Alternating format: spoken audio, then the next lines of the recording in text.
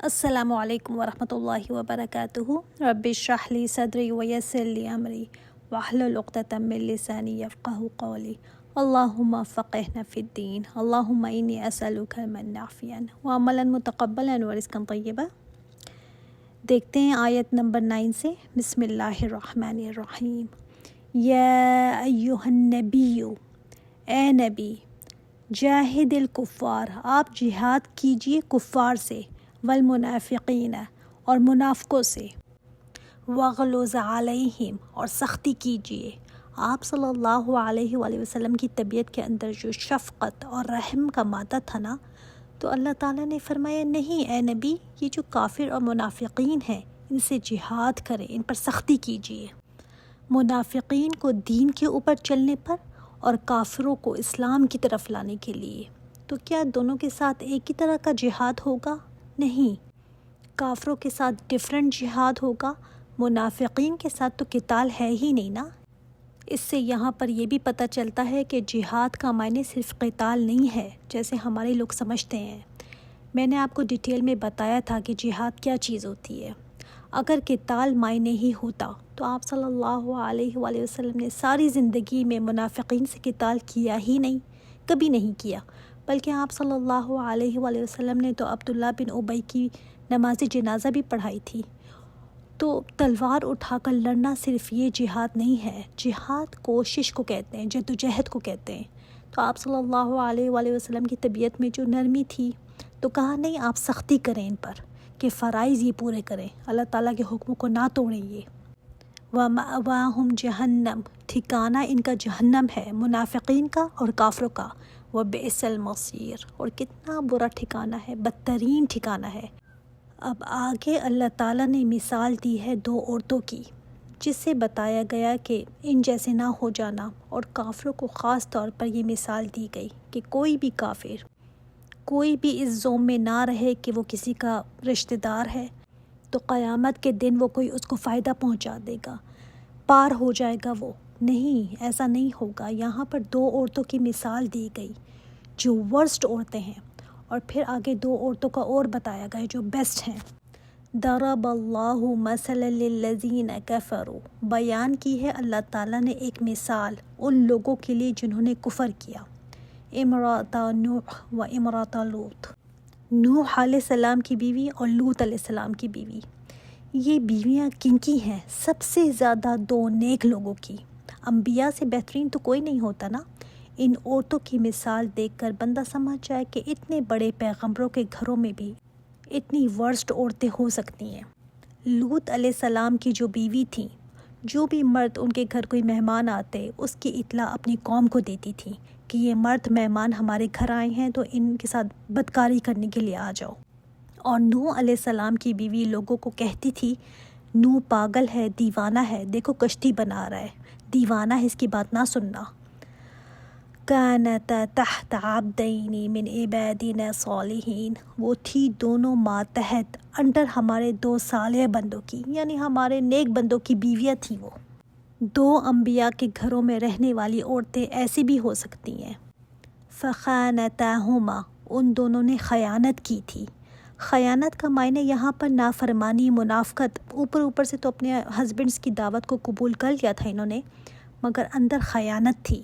یہ اپنی شوہروں کی طرفداری نہیں کرتی تھی بلکہ اپنی قوم کی طرفداری کرتی تھی، قوم کی غلط حرکتوں کی حمایت کرتی تھی۔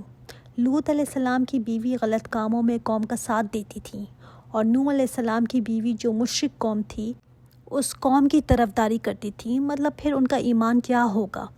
یہاں پر پیغمبروں کا بتایا گیا، لیکن اس کے علاوہ بھی کسی امام کی بیوی، کوئی اسکالر کی بیوی، وہ اگر سمجھے کہ میرا ہسبینڈ اتنا دین کا کام کرتا ہے، یہ بھی کرتا ہے، وہ بھی کرتا ہے، خدمت کرتا ہے دین کی، تو مجھے کچھ کرنے کی کیا ضرورت ہے؟ نہیں، تم اپنی خود ذمہ دار ہو۔ دوسری جگہ اللہ تعالیٰ نے فرمایا ہے نا، اس دن کوئی بوجھ اٹھانے والا دوسرے کا بوجھ نہیں اٹھائے گا انلیس وہ شوہر کی مددگار ہو۔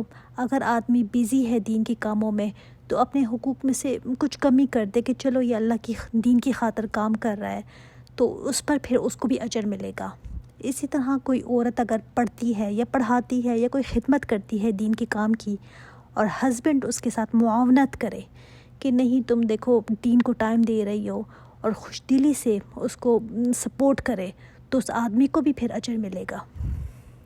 عورت کو تو ملے گا ہی، مگر مرد اس کے ساتھ تعاون کرتا ہے، اس کو سپورٹ کرتا ہے، اس کے ساتھ ہاتھ بٹاتا ہے تو اس کو بھی اس کا اجر ملے گا۔ اچھا، یہ جو نوح علیہ السلام کی بیوی اور لوط علیہ السلام کی بیوی نے خیانت کی تھی، تو یہاں پر خیانت کا معنی زناکاری کا نہیں ہے۔ یہ میں اس لیے بتا رہی ہوں کہ بعض لوگ اس بات کو بہت اچھالتے ہیں۔ ہمارا یہ عقیدہ ہے کہ کسی پیغمبر کی بیوی نے کبھی کوئی ایسی حرکت نہیں کی تھی، نہ ہم ان کو کافرہ کہیں گے، کیونکہ کوئی پیغمبر ایک کافرہ کو آخری وقت تک اپنے گھر میں نہیں رکھے گا، لیکن ہاں منافقت کی تھی انہوں نے۔ فَلَمْ يُغْنِيَ عَنْهُمَا مِنَ اللَّهِ شَيْئًا، تو وہ دونوں کام نہ آ سکے ان دونوں عورتوں کے۔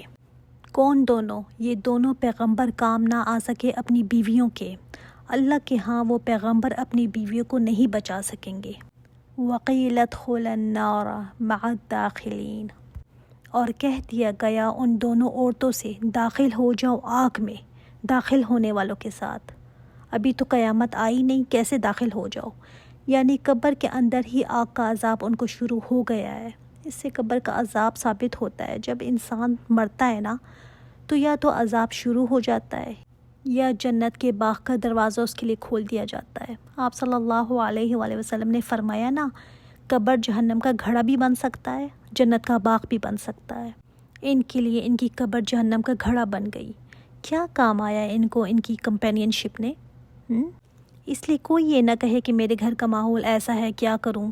آپ کا اپنا ایمان، کردار، اخلاق وہ دیکھا جانا ہے۔ یہ ایکسکیوز نہیں چلے گا کہ ہائے میں کیا کرتی، یہ نہیں مان رہا تھا، وہ نہیں مان رہا تھا، سپورٹ نہیں تھی میری کوئی۔ ان پیغمبروں کی بیویوں کو بہترین گھر کا ماحول ملا ہوا تھا، مگر پھر بھی انہوں نے کچھ نہ سیکھا اس سے۔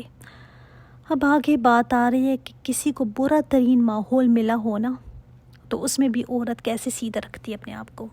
وَضَرَبَ اللَّهُ مَثَلًا لِلَّذِينَ آمَنُوا، اللہ تعالیٰ نے ایک مثال بیان کی ہے ان لوگوں کے لیے جو ایمان لائے۔ امرأۃ فرعون، فرعون کی بیوی کی مثال۔ یہ ایسی بیوی تھی کہ آپ صلی اللہ علیہ وآلہ وسلم نے فرمایا کہ آدمیوں میں تو بہت سے آدمی کامل ہوئے، یعنی بہت سے آدمی پرفیکٹ۔ آپ دیکھیں نا، بہت بڑے بڑے انبیاء ہیں، صحابہ ہیں، عیسیٰ علیہ السلام کے حوارین تھے اور کتنے سارے نبی آئے، لیکن عورتوں میں 4 عورتیں ہیں جو کامل ہیں۔ 2 اس امت میں سے ہیں اور 2 پچھلی امتوں میں سے ہیں۔ اس امت کی حضرت خدیجہ رضی اللہ تعالیٰ عنہا، بعض روایات میں حضرت فاطمہ رضی اللہ تعالیٰ عنہا کا بھی آتا ہے اور بعض میں حضرت عائشہ رضی اللہ تعالیٰ عنہا کا بھی ذکر آتا ہے۔ لیکن پچھلی امتوں میں کون؟ حضرت آسیہ، یہ فرعون کی بیوی، اور حضرت مریم۔ آسیہ رضی اللہ تعالیٰ عنہا کون تھی؟ ایک ملکہ تھی، ایک کوئین، فرعون کی بیوی۔ کس کی ملکہ تھی؟ کوئی چھوٹے موٹے آدمی کی نہیں، بلکہ فرعون کی ملکہ تھی، جو اپنے آپ کو بڑا کچھ سمجھتا تھا۔ اس کی ایک انگلی کے اشارے پر بچے ذبح ہو جاتے تھے۔ کچھ بھی وہ فیصلہ کر لے، اس کے اگینسٹ کوئی کھڑا ہونے والا نہیں تھا، چاہے کتنا ہی ظلمانہ اور بے تکا فیصلہ وہ کرے۔ اس کی بیوی ہونا، مال ان کے پاس تھا، سٹیٹس ان کے پاس تھا، عزت ان کے پاس تھی، خدمت گزار، نوکر چاکر، شوہرت ان کے پاس، مرتبہ ان کے پاس، یعنی جو کسی عورت کی ڈریم ہو سکتی ہے نا، وہ سب بی بی آسیہ کے پاس تھا۔ اور آپ کو یہ بھی بتا دوں کہ بی بی آسیہ رضی اللہ تعالیٰ عنہا وہ شروع سے ایک مالدار گھرانے سے تعلق رکھتی تھی۔ فرعون سے شادی تو بعد میں ہوئی، خود ان کے ماں باپ بھی بہت زیادہ مالدار تھے، بڑی سخی عورت تھی۔ ان کا اتنا بڑا مقام ہے کیونکہ جو انہوں نے کیا نا وہ کوئی معمولی بات نہیں ہے۔ ہم مردوں کا بہت زیادہ پڑھتے ہیں کہ کتنے ہی اللہ کی دین کی خاطر انہوں نے تکلیفیں اٹھائیں، لیکن ان میں سے کسی کا بھی سٹیٹس ایسا نہیں تھا جیسے حضرت آسیہ کا تھا۔ ان کو پانی کا گلاس بھی اٹھا کر نہیں پینا پڑتا تھا، ان کی باندیاں تھی، غلام آگے پیچھے ہوا کرتے تھے۔ ایسی عورت کی قربانی دینا اور تکلیفیں اٹھانا بہت بڑی بات ہے۔ جو جتنا ناز و نام میں پلا ہوتا ہے نا، اس سے چھوٹی سی بھی کوئی تکلیف برداشت نہیں ہوتی۔ جو انہوں نے کیا، اتنی بڑی بادشاہت کو چھوڑنا ایک ملکہ کا، کوئی چھوٹی بات نہیں ہے۔ جب موسیٰ علیہ السلام نے دعوت دی تھی نا، تو کہا جاتا ہے یہ ایمان لے آئی تھیں، لیکن فرعون کو اس کے بارے میں نہیں پتہ تھا۔ وہ جانتی تھی نا کہ کتنا ظالم آدمی ہے، دنیا کی ہسٹری میں یہ سب سے ظالم آدمی مانا جاتا ہے، اس کے گھر رہتے ہوئے بھی یہ ایمان لے آئی تھیں۔ ایمان لانے کا مطلب کیا تھا؟ انہوں نے چھپائے رکھا، لیکن اس وقت جب فرعون کی ایک بیٹی اس کی کسی اور بیوی سے یا لونڈی سے جو بھی ہے، تو اس کی بیٹی کی ہیئر ڈریسر جب اس کی کنگھی کر رہی تھی، تو اس کی جب کنگھی گر جاتی ہے تو وہ ہیئر ڈریسر کہتی ہے بسم اللہ کہہ کر وہ کنگھی اٹھاتی ہے۔ تو فرعون کی بیٹی نے کہا کس کا نام لے رہی ہو؟ میرے باپ کا؟ اس نے کہا نہیں، رب العالمین کا، جو میرا اور تیرے باپ کا رب ہے۔ تو بیٹی بھی ویسے ہی تھی، اس کو مارا پیٹا اور جا کر باپ کو شکایت لگا دی۔ باپ نے جا کر اسے بلوایا اور کہا کہ تم مجھے نہیں مانتی رب؟ اس نے کہا نہیں، میرا رب تو وہ ہے جو زمین و آسمان کا رب ہے، اور فرعون تیرا اور میرا رب بھی وہی ہے۔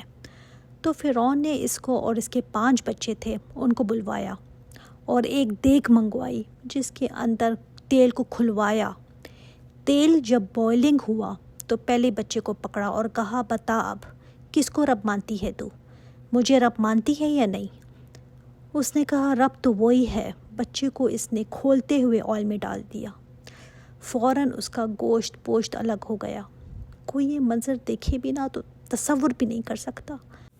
دوسرے بچے کے لیے بھی اس نے پوچھا، اس نے کہا نہیں میں نہیں مانتی تجھے خدا، اس کو بھی ڈال دیا گیا کھولتے ہوئے تیل میں، تیسرے کو بھی، چوتھے کو بھی۔ 5واں جو دودھ پیتا بچہ تھا، ایک ماں کے سامنے بچوں کو ڈالنا، بندہ کہتا ہے مجھے کچھ ہو جائے لیکن میرے بچوں کو کچھ نہ ہو۔ کیا وہ بچے روئے نہ ہوں گے؟ کیا وہ چیخے نہ ہوں گے ماں کے سامنے؟ لیکن ایمان انسان کو کیا سے کیا بنا دیتا ہے۔ اپنے بچوں کو جاتا دیکھ رہی ہے لیکن ایمان اس کا ٹس سے مس نہیں ہوا۔ پھر جب دودھ پیتے بچے کو اس نے اس سے چھینا تو وہ ذرا سا لرزی۔ اللہ نے اس دودھ پیتے بچے کو گویائی عطا کر دی کہ اس نے کہا اے ماں دنیا کا عذاب آسان ہے آخرت کے عذاب سے، اے ماں صبر کرنا، اور اس کو بھی ڈال دیا گیا۔ جب اس ہیئر ڈریسر کو ڈالا جانے لگا تو اس نے کہا بس میری آخری خواہش ہے کہ ہم سب کو ایک جگہ پر دفنانا، ہم سب کی راکھ ایک جگہ پر ڈالنا۔ اس نے کہا ٹھیک ہے تیری یہ خواہش پوری ہو جائے گی۔ تو نبی علیہ الصلاۃ والسلام جب معراج پر گئے تھے نا، تو کیسے آپ صلی اللہ علیہ وآلہ وسلم نے ان کی قبر سے خوشبو پائی تھی۔ سبحان اللہ سبحان اللہ۔ بی بی آسیہ نے جب یہ دیکھا تو انہوں نے کہا نہیں اب نہیں میں کسی سے ڈرتی۔ تب انہوں نے جا کر فرعون سے کہا کہ میں تیرا انکار کرتی ہوں اور اس رب کو مانتی ہوں جو رب العالمین ہے۔